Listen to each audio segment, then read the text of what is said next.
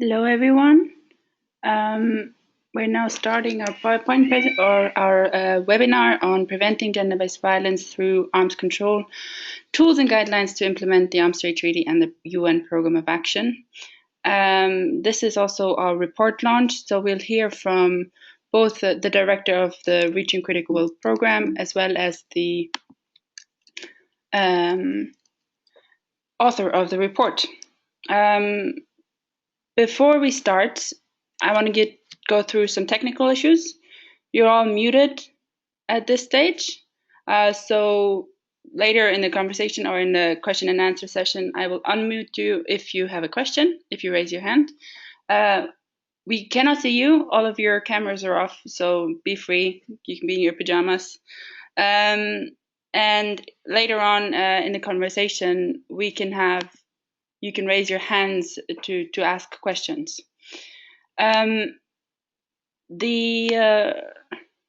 you have trouble with the webinar or with the system, sometimes it happens that your screen freezes or that you can't hear or all of a sudden something's going wrong. What we find is helpful is that you restart your system and then you can jump back in where we are. This session is being recorded so that we can later put it on YouTube for others to look at it that didn't make it to this presentation. So just as an FYI, you are being recorded if you're asking your question. About WILPF. Just briefly, we were established in 1915 in The Hague. We're turning 101 this month actually, at the end of this month. And we brought women together from all around the world to work for peace and who want to achieve peace by nonviolent means and promoting political, economic, and social justice for all. And basically, we have three broad categories for our work, and that is challenge militarism, invest in peace, and strengthen multilateralism. And this report that you hear about is one of the examples how we're trying to do all of those three. Reaching Critical Will, briefly, was founded in 1999 by WILPF to lead the organization's analysis and advocacy for disarmament, the reduction of global military spending, and continue particularly this work on challenging militarism. But also we try to investigate the gender and aspects of the impact of weapons and of the disarmament process itself. With this brief introduction, I'll hand over to Ray, who will, Ray Acheson, she's the director of the Reaching Critical Will program, and she'll kick us off with a general introduction to RCW's work around the ATT, the UNPoA, and small arms and light weapons. Thanks very much, Mia, and thanks everybody for joining us here today. So I just wanted to give brief background on WILPF's participation, particularly in the negotiations for the Arms Trade Treaty. We joined from the very beginning. It was a 7-year process, roughly, at the UN, amongst all states to negotiate the first ever legally binding measures on the international arms trade. It was quite a loophole in international law, considering that there's international measures to regulate trade of children's toys and bananas, but not on conventional weapon systems. So during these negotiations that took place over several years, we monitored and analyzed and reported on everything that happened. We did daily reports from all of the meetings. We collected all of the primary documentation and archived them online for future research. But we also did a lot of advocacy through our analysis and also directly with member states that were participating in the negotiations. We did advocacy on lots of different parts of the Arms Trade Treaty, and we tried to always bring an anti-militarist, anti-war perspective to these negotiations. We didn't want to end up in a situation where we were advancing the cause of those who want to sell weapons or want to exploit loopholes in the law in order to sell weapons and make profit from weapons. We did want to help develop a tool that we could use in order to criticize states for ongoing poor practice and to hopefully reduce and human suffering that's caused by the international arms trade. And one of our particular focuses during the negotiations in terms of advocacy was trying to get a provision that's legally binding in the treaty that would help prevent gender-based violence specifically. So this gender-based violence is, violence that is directed towards a person on the basis of their sex or their gender identity or their sexual orientation. And we wanted it to be recognized specifically outside of the provisions that were on international humanitarian law and international human rights law. And while gender-based violence is a violation of both those categories of law, we wanted a specific reference to it because it's often overlooked. We found that states weren't considering it in their interventions or in their preparations for the arms trade treaty negotiations. And we've also found that when trade is happening, states aren't considering that as a specific aspect. So we wanted to make sure that this made it into the new law.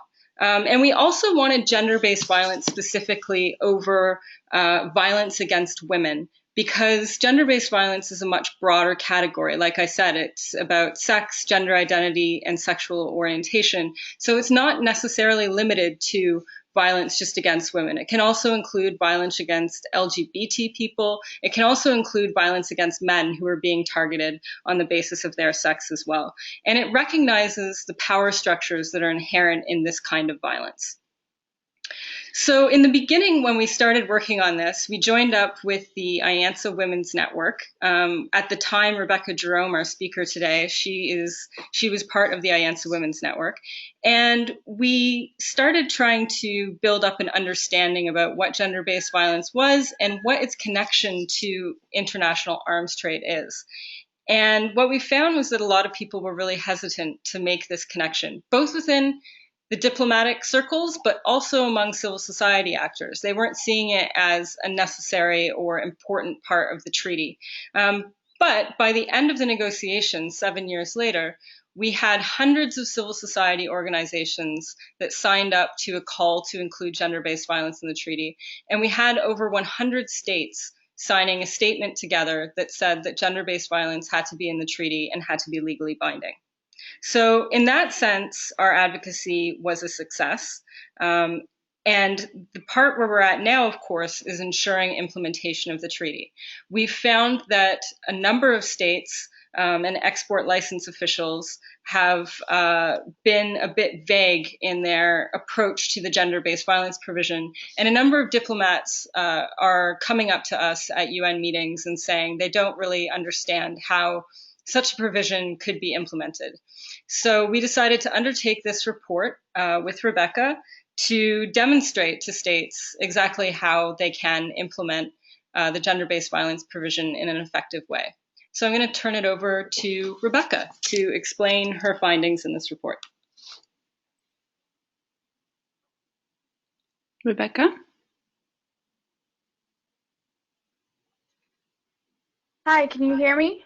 Yes, you can go ahead. All right.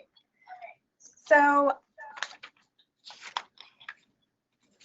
I worked on this from October to December last year. I can hear. So I worked on this, and I started by interviewing a bunch of people.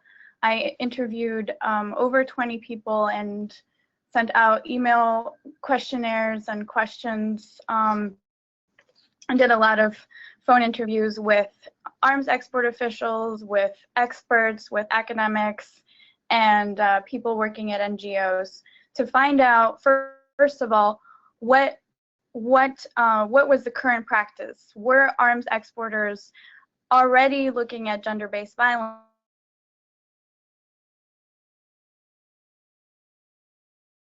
and the arms export process. And so the first part of the report looks at that, looks at the current practice, the results of those interviews, and looking at different reports and statistics on arms exports. And the findings from that show that a lot of the countries say we already look at gender-based violence, but in reality, there has never been no one had any examples about when gender-based violence had ever been used to deny an arms export, and they didn't have any concrete examples of looking at and assessing gender-based violence. They sort of said, well, of course it's part of our process because we look at human rights, and gender-based violence is a human rights violation, which it is, and that's great that you understand that, but it's important to assess the risk of gender-based violence separately and explicitly. So I also got some export officials who said we don't look at gender-based violence at all. We don't think that gender is important, and so that was interesting as well to hear those perspectives and to respond to sort of their questions about gender. I had questions about what does gender mean? What does gender-based violence mean? When is gender-based violence a human rights violation? When is gender-based violence an international humanitarian law violation? Or when does it constitute genocide, etc.? So then I went on to the second part of this report, which is to provide tools and guidance and to sort of respond to all those questions that came up in those interviews, to go more in depth into how exactly can arms export officials assess the risk of gender-based violence. And so I sort of went through point by point, what are the items that can be used, and so looking at all the items is important, looking at all the possible end users. So it's not enough to say that gender-based violence is just committed by non-state armed actors with weapons that have been diverted from their intended end use.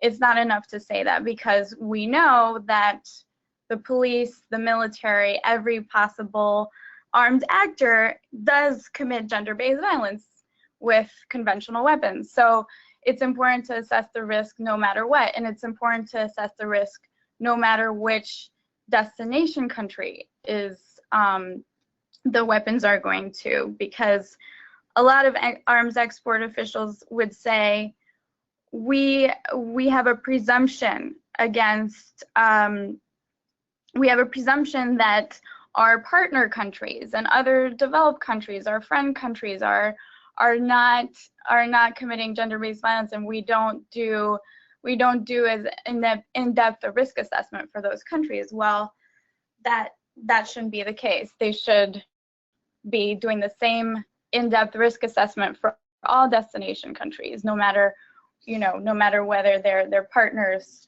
or not. So the report tries to respond to all those sort of misconceptions and questions that people had, and go in depth into explaining how gender-based violence is a cross-cutting issue that's part of all of the criteria under Article 6 and Article 7 of the Arms Trade Treaty, and then to provide sort of a list of indicators and sources of information that can help arms export officials in figuring out, so when is this a risk that when do we want to deny an arms export? Then the next part is looking at the UN Program of Action on Small Arms, which is the other main instrument that we were looking at that doesn't explicitly talk about gender-based violence, but is obviously very connected to gender and gender-based violence because it talks about small arms control. And it's really important to mainstream gender in all of small arms control policies and programs. So the next part sort of goes into how states can do that and how states can prevent gender-based violence in implementing the UN Program of Action. So, so that's the report. And if anyone has any questions, I'm happy to answer them. Yeah, I'm having some technical issues, but. Okay, we'll try while you can have a look. So for all of you, this was a brief overview of, I'll just show you we're into the discussion and questions and comments section.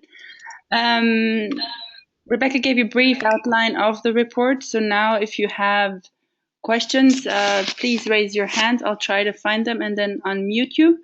But also, just as an information, I included the report itself as a handout to this session. So check in your GoToWebinar control panel for handouts, and then you'll see the PDF of the report that has the full report attached. Okay, I'll just start from the top. So Camila Cesa, I'm unmuting you. Go ahead. Okay, maybe we can come back to you later as you seem to be having trouble with the mic. And we'll move on to the next question. Rasha, you can pose your question. Rasha? Yes, hi. Hi. Thank you. Can you hear me? Yes. Okay, great. This is really interesting. I would definitely read that more and focus on it more. I'm from Yemen, and as you know, Yemen is in a conflict right now, and there was a lot of efforts for weapons embargo and, you know, with all of the situation. I'm also part of the Yemeni Women Pact for Peace and Security, and disarmament can be one of the priorities that we want to be involved in. And so I wanted to understand more what kind of tools that we can use, if you have any experience in other countries that they have been used, I mean, in a similar situation where women were more involved in disarmament, what kind of involvement they were in. Also for the arms treaty, because Yemen is not a signatory for this treaty. It was, ratified at the time when Yemen started being in a conflict and the state was very fragile at the time. So how can countries who are not in the treaty still be affected or abide by it? Or I don't know, what's your opinion in that? Thank you so much. Thank you. Maybe both of you can briefly respond to this. Sure, this is Ray. Thanks very much for your question, Rasha. To take the second part of it, in terms of ATT and non-states parties, so there's a few ways that that non-states parties are affected by the treaty. One is in terms of the states that are transferring or selling weapons to them that might be bound by the treaty. So in the case of Yemen, for example, there's been a lot of activity from civil society and governments to stop arms sales from going to Saudi Arabia or other actors that are involved in the conflict in Yemen. And one NGO in the UK is actually suing the UK government over its sale of about £1 billion worth of military equipment to Saudi Arabia in the midst of this conflict on the basis that it's violating its ATT obligations. So that's one way they can be affected. And then in terms of that country's own arms transfers or own receipt of arms transfers that might go against the treaty. A lot of that has to do with building up norms and making the idea that certain transfers and certain uses of weapons are unacceptable under international law, under public moral conscience, and we need to build those norms even where a particular government in power at a time is refusing to ratify the particular law under question. Rebecca, did you want to add anything else to that? Rebecca's having some. Here. Sure, I can respond to the first part of the question about what women are doing and what women's groups can do to help with arms control and disarmament programs. So women's groups around the world are doing a ton of different things at different levels, and one thing is at the higher levels is, for example, lobbying their governments to sign and ratify the ATT, and to sign and ratify other international instruments like that, and to be more active with the UN Program of Action on Small Arms, for example. And then also at that level, governmental level of lobbying, they also do a lot of work lobbying for stronger laws on gun control, and stronger laws also on domestic violence and rape and other issues of violence, and trying to connect those laws so that laws on arms control will have provision on gender-based violence or violence against women, to say that, you know, people with a history of violence against women can't legally own weapons, and have laws that say, you know, people who have in the laws on domestic violence will also have provisions that say that women can obtain protective orders against men who have guns, and that those guns will be confiscated. So that's at the higher level. And then there's a lot of work that can be done at the grassroots level in campaigning and looking at challenging ideas of culture, masculinity, and gun ownership, and seeing, you know, why are men in the community attracted to owning and carrying guns. So there's all these different kinds of creative programs, campaigning programs, and studies working with other entities to actually do disarmament in the community. So there's a lot of stuff, lots of ways that people can get involved. I hope that answers the question. Yeah, thank you, Rebecca. We have another question, and that is from Rebecca. I will unmute you, and then you can pose your question. Rebecca? Taubadoa? Okay, her question was,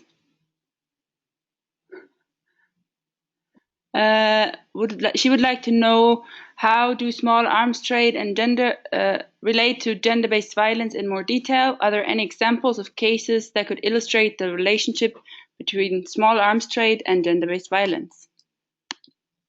Rebecca, do you want to maybe start with that?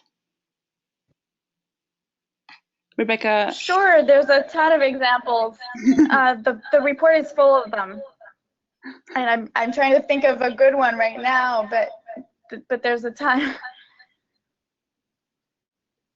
Did we lose Rebecca? Well, maybe while we're waiting for Rebecca to come back, we can quickly have Ray jump in. Sure, yeah. And Rebecca, interrupt me if you get back online. If I would suggest looking in this report, and also looking at previous work that IANSA has done. But I think that, you know, one of the examples that we often use in our work is in terms of guns being used to facilitate gender-based violence in the DRC. That's been a major issue there, where rape and other acts of sexual violence are directly connected to the proliferation and easy access to small arms and light weapons. But it's not just areas or countries that are experiencing conflict in which there is a strong connection between small arms and light weapons and gender-based violence. And actually, a lot of gun violence happens outside of zones of conflict. And we see guns being used in domestic violence to intimidate partners, harm partners, to facilitate rape. And we see that in countries ranging from the United States to a number of countries throughout the world. So it's a wide-ranging global issue, and it's both inside conflict and outside of conflict. Thank you. Rebecca, are you back? No. Yes, can you hear me? Yes, please go ahead. I think Ray answered the question, but there's examples from all over, and you can see in the report that there's as Ray mentioned, there's a large problem of domestic violence at gunpoint all over the world, including in the U.S. And then there's violence at gunpoint by police officers and militaries around the world that use their guns in their relationships of power with women and use them to facilitate intimidation and rape and other forms of gender-based violence. Okay, cool. Ray has one more thing to follow up. Yeah, just when you were speaking, Rebecca, I was thinking about some of the examples from our report, and just to note that it's not just small arms and light weapons that can be used to facilitate gender-based violence, or that differentially impact women or LGBT people. It's actually all forms of conventional weapons. And we do go through that a bit in the report, looking at how even large weapons like tanks have been used in acts of gender-based violence. So I would encourage you to look there for examples. Thank you. All right.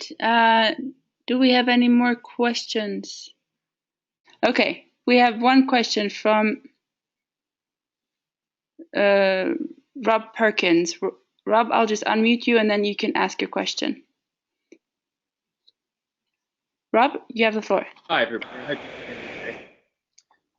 I just wanted to say thanks very much. This looks like it's going to be a really fantastic resource for everybody. It looks really detailed and really useful. And I just wanted to ask if the author could go into a bit more detail about some of those risk indicators that you identify in the report for implementing the risk assessment for the ATT, and maybe highlight a couple that you think were particularly important or instructive that states are not currently considering. Thanks very much.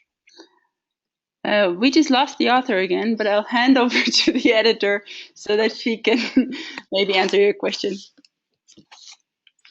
Hi, Rob. Good to see you in a fashion. So some of the risk indicators that we look at include levels of gender-based violence in the country, but also how the state responds to that gender-based violence, what sort of legislation is on the table, if military personnel or security officers or police officers are prosecuted, or if there's sort of a culture of impunity in the country. We look at the state's engagement also internationally on these issues, how they respond to questions at the Human Rights Council, or how they have developed, or if they have developed policy around gender-based violence, or more broadly on women, peace, and security through national action plans on Security Council Resolution 1325.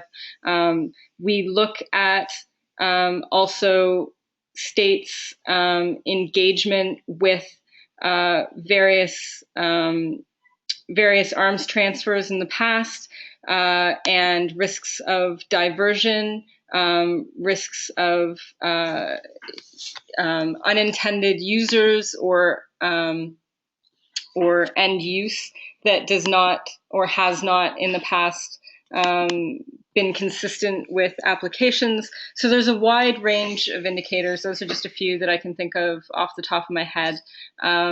We've outlined some of these in the past in our work since we started calling for its inclusion in the ATT. But with this report, we really go into detail about what export officials need to be looking at and also where they can find this information. We provide a lot of sources, and that stems from or ranges from civil society reports, NGO monitoring on particular country situations, to news media, to official government documents, and UN documents and monitoring as well. So we go through all of that in the report. I hope you find it useful, but I should also say that we are definitely interested in feedback. If there's things that, if you're working on this issue and you think something has been overlooked that's really important, then we would definitely welcome you bringing that to our attention. Yeah. Thank you, Ray. And I think Rebecca is back. Rebecca, do you want to just add on a few things, or are you? Sure. I mean, Ray said most of what I wanted to say. I think here, we tried to be really exhaustive, and we used as a basis other examples of indicators that have been given either by states or in other guides to start off. But there's indicators at different levels, right? So there's indicators about the general situation in the country and how the country responds and responds to gender-based violence, and the kinds of policies and programs, whether they actually are taking measures to prevent gender-based violence. And then there's indicators more at the end user level, looking at what is the record of this particular end user and what have they done in the past. We have one more question from Russia. Sorry, I was muted. I was talking to a quiet mic. We have one more question from Russia, from Yemen. She asks if there are any examples from Arab Spring countries about developing the action plans. Maybe this is not happening. Rebecca, does that Russia? Does that answer your? Does that summarize your question? Okay. So Sorry. There's a few. So I actually did a study a few years ago, back in 2011, and you can find that report online. It was looking at women's groups in Jordan, Lebanon, and occupied Palestinian territory, and looking at the sort of the opportunities and challenges for women's groups to take action. And so I actually started looking at this issue for looking at the Middle East, but that was back in 2011, and I think lots of stuff has happened since then, and people have taken action since then. There's a number of organizations that are active, and I think those are in that report. And there's also IANZA is a really good resource. The International Action Network on Small Arms has a women's network that has been very active in the past and connects women's groups with each other to provide examples of different actions that can be taken, specifically on small arms. So it's not all looking at all conventional weapons, but it can be very useful to look at that.